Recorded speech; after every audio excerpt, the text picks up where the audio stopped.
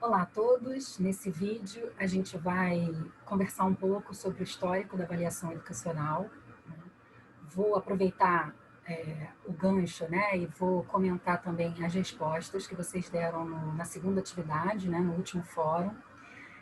A ideia desse vídeo é fazê-los entender da onde vêm as concepções de avaliação que vocês têm, que vocês apresentam, né, que vocês apresentaram para a gente, entender também por que nós nos sentimos, ao longo da nossa trajetória escolar, muito mais examinados do que avaliados, né? Essa foi a resposta, basicamente, 100% das respostas que a gente teve, né, nos fóruns, nesse último fórum, é de que vocês se sentem, especialmente na educação básica, né, no ensino fundamental e no ensino médio, especialmente examinados e não avaliados, né? Algumas de vocês, dependendo do curso que estão fazendo no ensino superior, que têm tido contato com alguma experiência de avaliação de fato, né?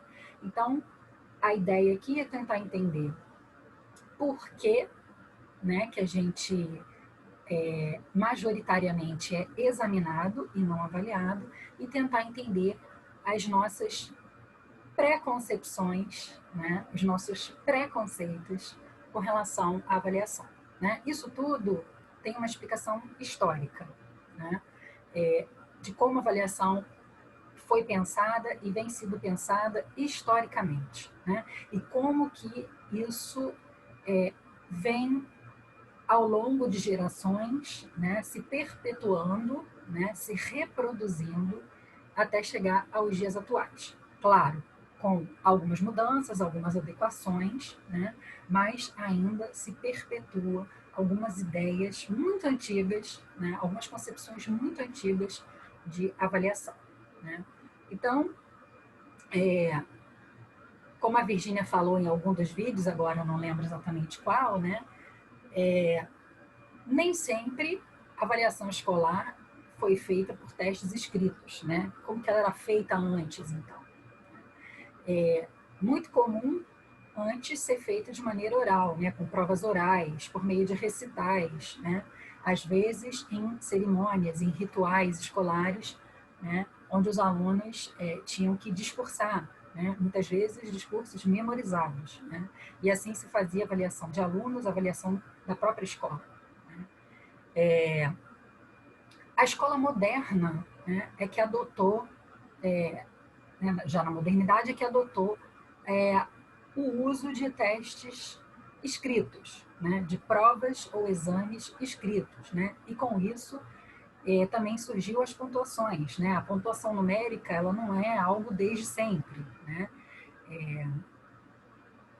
então essa escola já, né, final do século XVIII, século XIX, começa a adotar os testes escritos e as pontuações numéricas, né, para tentar também resumir um pouco os resultados, né, desses testes, né, tentar quantificar um pouco os resultados desses testes. Né.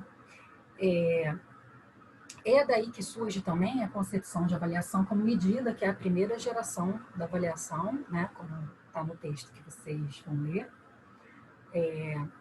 essa ideia de que a avaliação é sinônimo de medida. Isso a gente pôde observar, né, no primeiro fórum, né, o que é avaliação para você.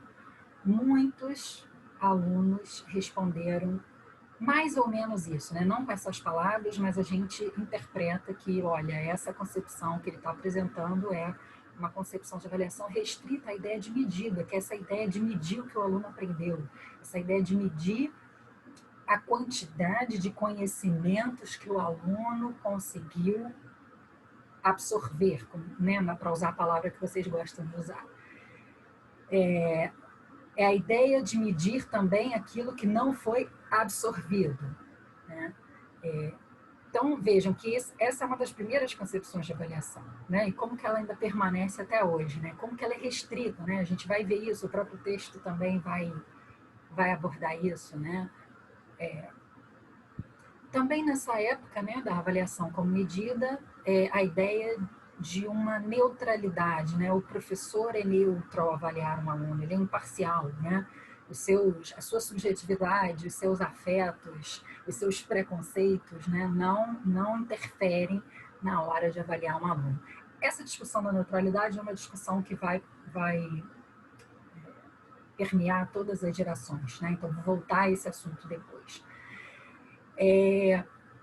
Ainda nessa concepção também, a ideia de que os alunos devem ser comparados uns com os outros, né? Uma ideia de comparação muito forte, e onde tem comparação, tem hierarquização, essa ideia de hierarquizar os alunos, quem são os melhores, quem são os piores, né? Também muito presente aí nessa geração. Embora ainda não se falasse sobre avaliação somativa nesse período, né? Hoje, ao analisar esse período, a gente vê que é muito predominante a ideia de avaliação somativa nessa concepção. Tá? Vocês ainda terão, né, outras aulas, outros textos para entender o que é uma avaliação somativa, o que é uma avaliação formativa. Hoje eu vou só comentar um pouco, né, como é que essas avaliações surgiram ao longo das gerações, mas eu não vou ainda falar dos significados delas, das diferenças delas, porque isso vai ser um tema para outra aula. Tá? Então, assim, é muito óbvio que nesse momento de geração como medida, o que se fazia era examinar, né, e não avaliar como a gente entende hoje em dia, né? Naturalmente que os alunos eram vistos, né, como os únicos responsáveis por sua aprendizagem e, portanto, pelo seu fracasso também. O professor não se via como corresponsável por essa aprendizagem, né? Se o aluno não aprendeu, é porque ele não tem... A escola não é lugar para ele, né? Outra coisa que hoje a gente pode também observar é que aprendizagem era essa, né? É muito evidente que essa aprendizagem se confundia com memorização, né? O aluno que ia bem num teste, num exame tradicional desse, era o aluno que tinha uma boa capacidade de memorizar, né? Não necessariamente uma boa aprendizagem, né? Tem diferenças aí, eu acho que vocês já identificam essas diferenças entre memorização e aprendizagem, porque a própria história, né, a própria trajetória escolar de vocês permitiu que vocês compreendessem quais são essas diferenças, porque vocês mesmos identificam, né? Vocês falam muito isso. Quantas vezes eu decorei para passar numa prova, passei, tirei uma boa nota, mas eu sequer lembro daquele conteúdo, né? Então, não houve uma aprendizagem efetiva ali, né? Mas, naquele momento, vocês foram considerados bons alunos, né? Alunos aptos para serem promovidos, né? Para frente. A gente está falando de um momento que durou mais ou menos até a década de 30 do século XX, né? É claro que essas datas, né, essas definições, esses encaixes dentro de períodos históricos, né, é mais uma ferramenta didática para a gente compreender, né, do que de fato uma coisa cronológica, né, certinha. Claro que não é assim, né? De uma hora para outra acabou, então, a concepção de avaliação como medida e aí passou a uma geração da descrição. Não é assim que funciona, não é assim até hoje, né? A gente traz elementos, né, dessa geração como medida até hoje, né? Então, é mais uma classificação para a gente entender didaticamente, né? Como que vigorou, né? Em que período vigorou cada geração da avaliação. Então, a partir da década de 30, do século XX, a gente pode dizer que surgiu uma nova concepção, uma nova geração de avaliação, chamada de geração da descrição. Esses nomes, né, esses títulos, eles vão mudando de acordo com o autor que está apresentando, né? Então, eu estou usando aqui o título do texto base, né, que a gente vai pedir para essa semana, que é o texto de um autor português, né? Ele é professor da Universidade de Lisboa, onde ele, na verdade, faz uma tradução resumida de outros autores, né, do Guber Lincoln, com essas 4 gerações. Então, são termos que Ogbuba e Lincoln colocaram, né, como nomes dessas gerações. Mas outros autores vão chamar de outros nomes, né, ainda que eles signifiquem a mesma coisa. Então, tem um texto complementar que também está disponível para vocês, é um texto um pouco maior, que vai, como vai usar como base outros autores que não o Ruby Lincoln, vai dar outros nomes para essas gerações. Mas se vocês lerem os dois e comparar, vocês vão ver que estão falando do mesmo período histórico, né, e das mesmas características. Então vamos lá para a geração da descrição, né? O que muda nessa geração, se comparado com a geração a geração, né, da avaliação como medida. A ideia de medida permanece, né, isso é uma das coisas mais importantes a se dizer, que essa ideia permanece, mas é adicionado alguns elementos para pensar essa avaliação, né, porque entende-se que não dá mais para pensar a avaliação apenas como medida. Né? Quem contribui muito para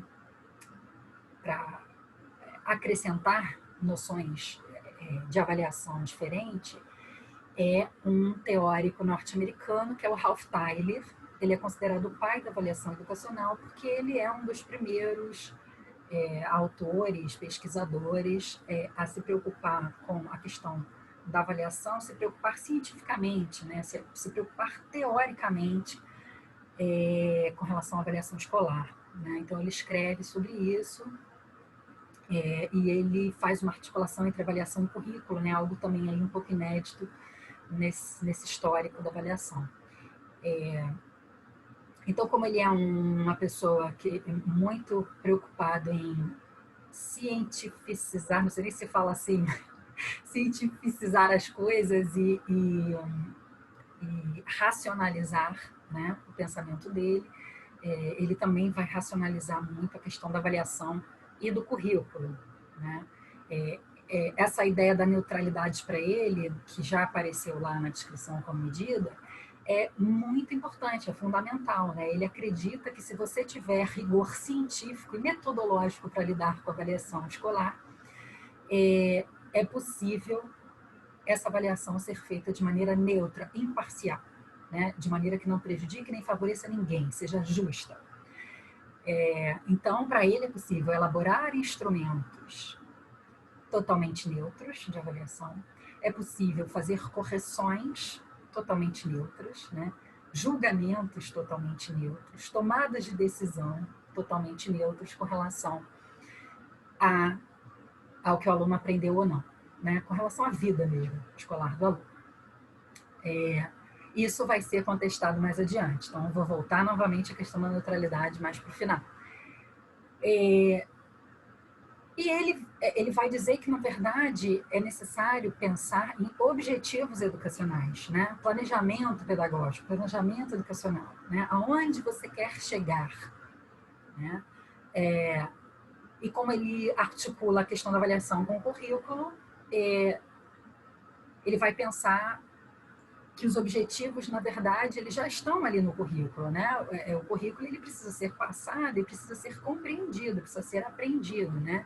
Então, a avaliação é um meio de saber se o currículo foi passado, né, pelo professor, e se aqueles conteúdos ali foram aprendidos pelos alunos, né? Isso é algo que é uma novidade, né? Essa questão dos objetivos, né, dos critérios, né, com relação à avaliação escolar. Como é que ele pensa o currículo? Para ele, o currículo é uma seleção imparcial, olha aí novamente, né? Uma seleção imparcial e neutra de conteúdos universais a serem ensinados para os alunos. Não preciso nem dizer que essa definição bastante ultrapassada, a gente sabe que a questão da neutralidade, né, quando envolve seres humanos, não dá para garantir que ela ocorra, né? Então, os conteúdos que são definidos, né, para estarem no currículo, eles são definidos por grupos de pessoas que têm um perfil e que têm interesses, né, nesses conteúdos. Então, alguns conteúdos são omitidos, né, e outros não. Né? Isso é uma discussão já mais, né, para a área do currículo, mas eu estou falando isso só para vocês entenderem que, do mesmo jeito que ele pensa o currículo como algo neutro e imparcial, ele também pensa a avaliação como algo neutro e imparcial. Então, ele é muito técnico, né? O Ralph Tyler ele é muito técnico, ele tem uma ênfase muito técnica na questão da avaliação, muito racional.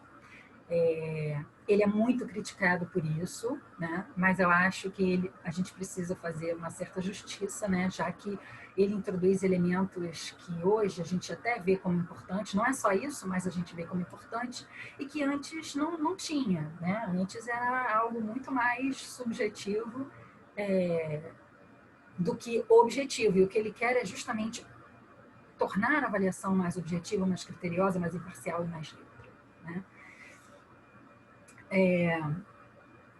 Então ele vai pensar, né, que é necessário ter critérios de correção, né? O que hoje para a gente é algo meio óbvio, né?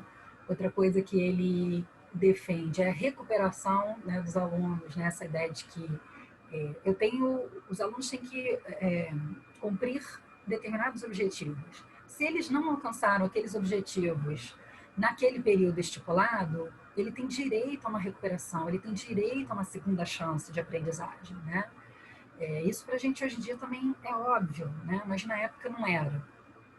E ele também tem uma preocupação com a questão comportamental, né? Da avaliação do comportamento, de também ter objetivos comportamentais a serem cumpridos, né?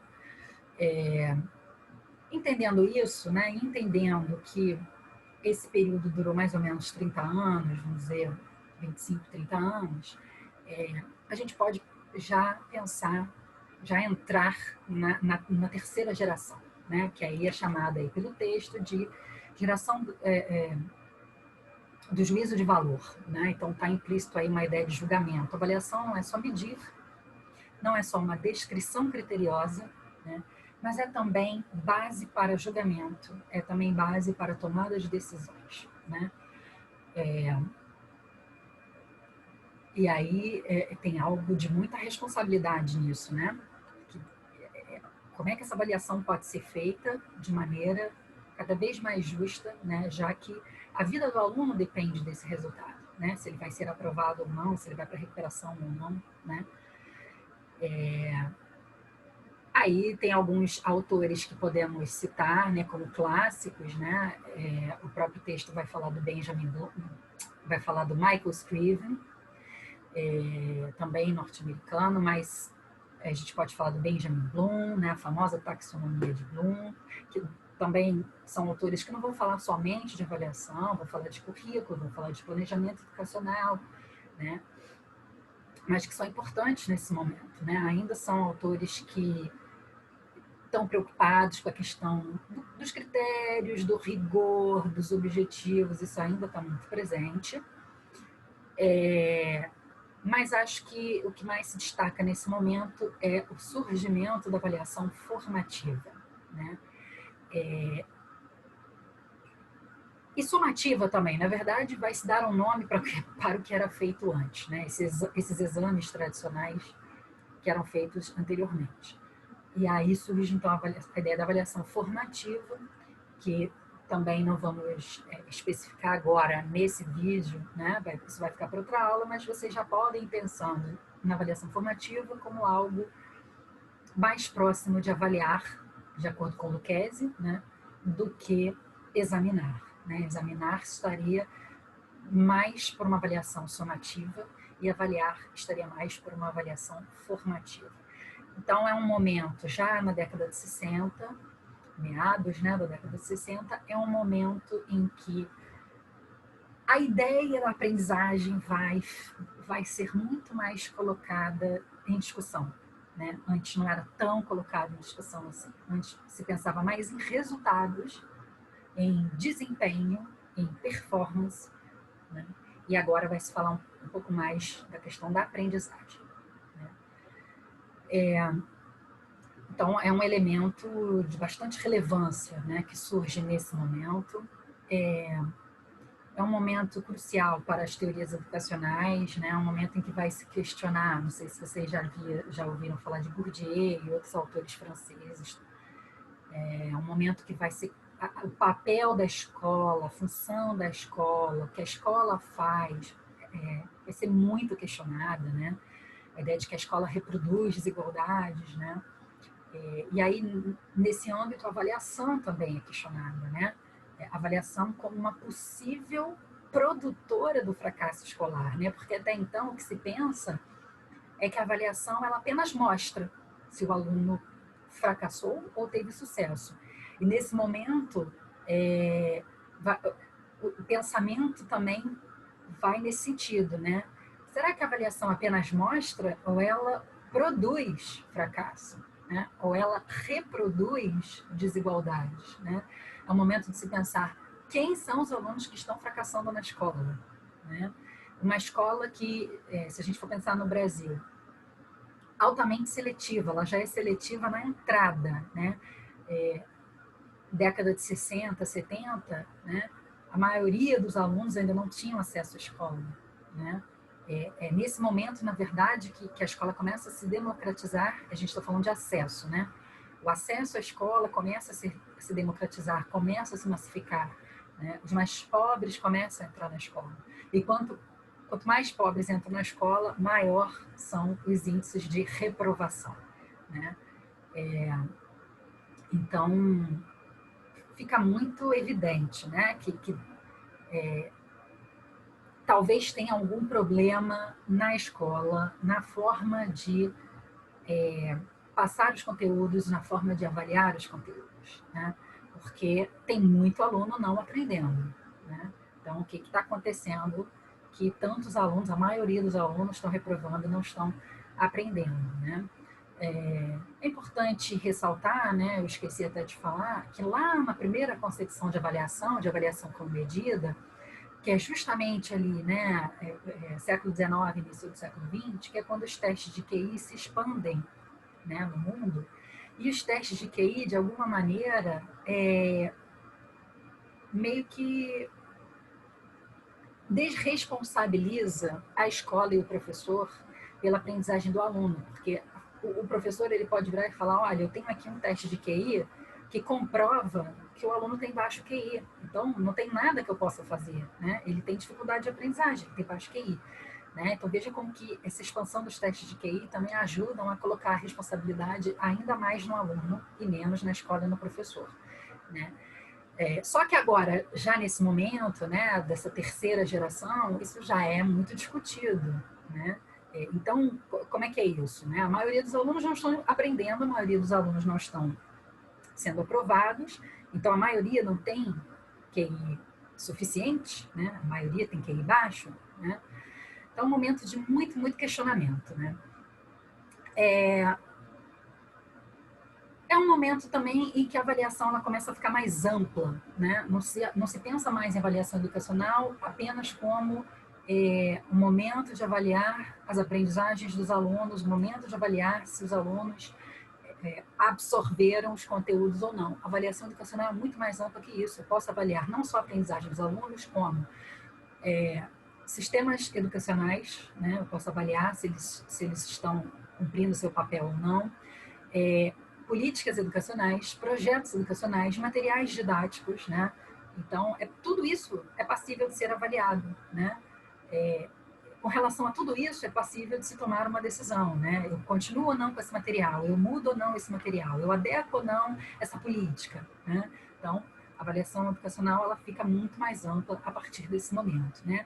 No entanto, a avaliação ainda é muito restrita no sentido de tentar enquadrar alunos num padrão considerado o ideal, né? Pouco se considera a diversidade cultural, a pluralidade de países, de regiões, de alunos, né?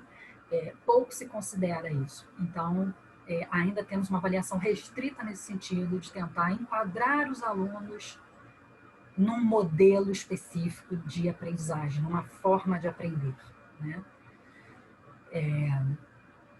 Ainda também se acredita na neutralidade.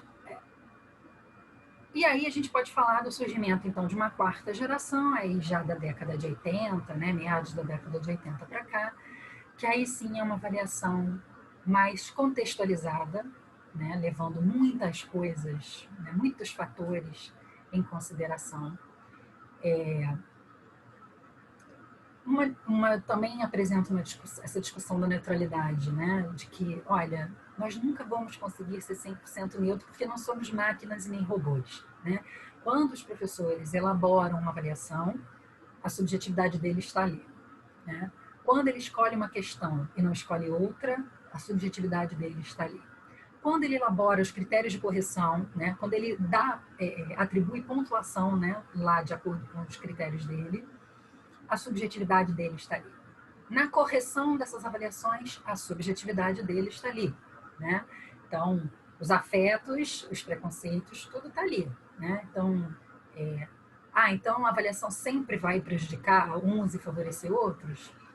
Existem estratégias, existem técnicas, existem orientações teóricas que o professor pode adotar para tentar minimizar essa questão da subjetividade, né? E tentar fazer algo que não prejudique ninguém, né, especificamente. Fazer um trabalho que não prejudique, né? Mas dizer que, então, não há nenhuma subjetividade ali, ou que aquele trabalho é 100% neutro, não dá para dizer, né?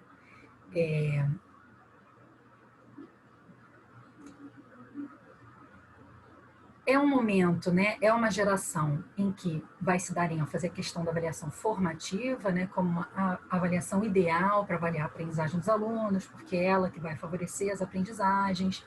É um momento em que se discute justamente essa diferença entre exame e avaliação, porque ainda examinamos como tradicionalmente costumava se fazer.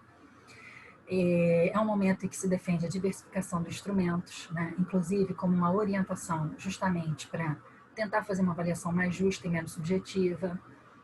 É um momento de se valorizar a questão do feedback, né? Como que é importante dar um retorno para o aluno, e esse retorno não é só dar uma nota, né? O aluno precisa entender qualitativamente por que ele tirou aquela nota, né? O que ele não aprendeu ainda, o que ele já aprendeu, o que faltou naquela resposta, né? A ideia também nessa geração de uma avaliação como um processo, né? Se a aprendizagem é um processo, então a avaliação também deve ser um processo, né? E não um momento específico, um momento isolado, né? Onde você vai examinar aquele aluno, né? Se discute também que os alunos não devem ser comparados uns com os outros e nem hierarquizados, né? Não no âmbito escolar. Não faz sentido fazer isso, né? Se você quer que todos aprendam e todos sejam incluídos nesse processo de ensino-aprendizagem, né? Talvez faça sentido em outro momento de avaliação, né? Um momento em que a avaliação precisa ser classificatória, precisa ser excludente, precisa ser eliminatória, como no caso de um concurso, por exemplo, né? Mas não faz sentido adotar esse tipo de avaliação na escola, né? Na avaliação da aprendizagem. Portanto, não faz sentido comparar e hierarquizar alunos, dizer quem é o melhor, quem é o pior no âmbito escolar, né? Então, essas são algumas das discussões que vão permear esse momento mais atual nosso, né? A gente pode dizer que está vivenciando essa quarta geração, não sabemos até quando. Mas é isso, assim, eu gostaria de encerrar esse vídeo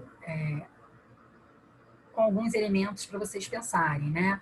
Por que a gente tem concepções tão antigas de avaliação? Espero que isso tenha ficado um pouco mais claro. Por que algumas pessoas ficam com tanta raiva de avaliação que dizem que a avaliação sempre vai ser um processo de subjugar, de humilhar, e, portanto, não é pedagógico, né? Eu espero que vocês entendam, com esse movimento da quarta geração especificamente, né? Que avaliar é um ato pedagógico. Eu acho que isso vai ficar mais claro nas próximas aulas, nos próximos vídeos e nos próximos textos, né? Os meus objetivos para hoje foram cumpridos. Eu espero que vocês tenham gostado.